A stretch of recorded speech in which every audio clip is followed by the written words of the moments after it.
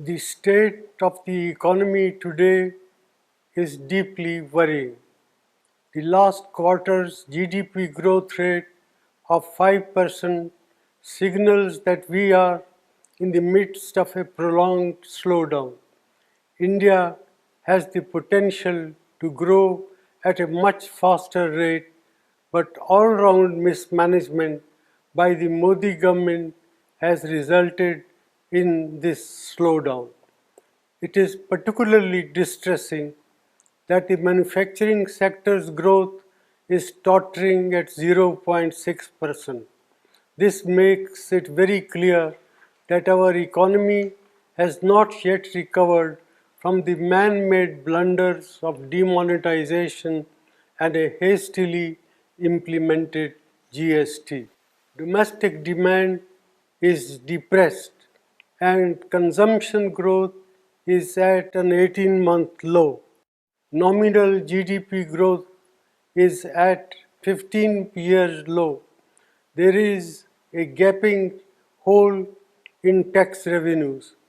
Tax buoyancy remains elusive as businessmen, small and big, are hounded and tax terrorism continues unabated.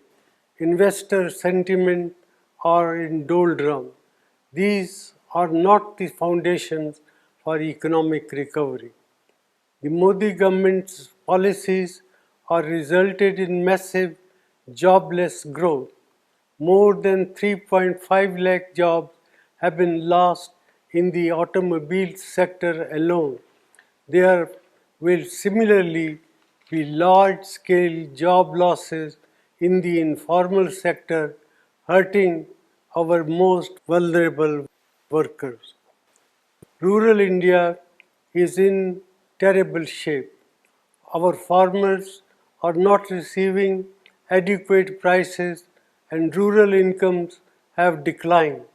The low inflation rate that the Modi government likes to showcase comes at the cost of our farmers and their income by inflicting misery on over 50% of India's population.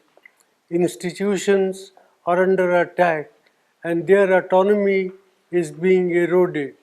The resilience of the Reserve Bank will be tested after its record transfer of rupees 1.76 lakh crores to the government, which claims that it does not have a plan on what it will do with this windfall.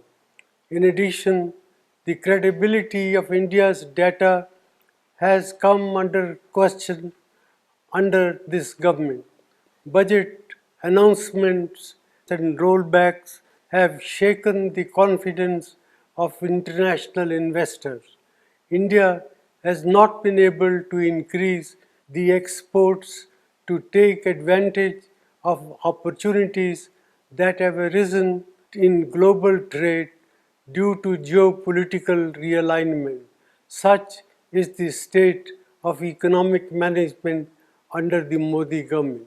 Our youth, our farmers and our farm workers, entrepreneurs and the marginalized sections deserve better. India cannot afford to continue down this path. Therefore, I urge the government to put aside vendetta politics and reach out to all sane voices and thinking mind to steer our economy out of this man-made crisis.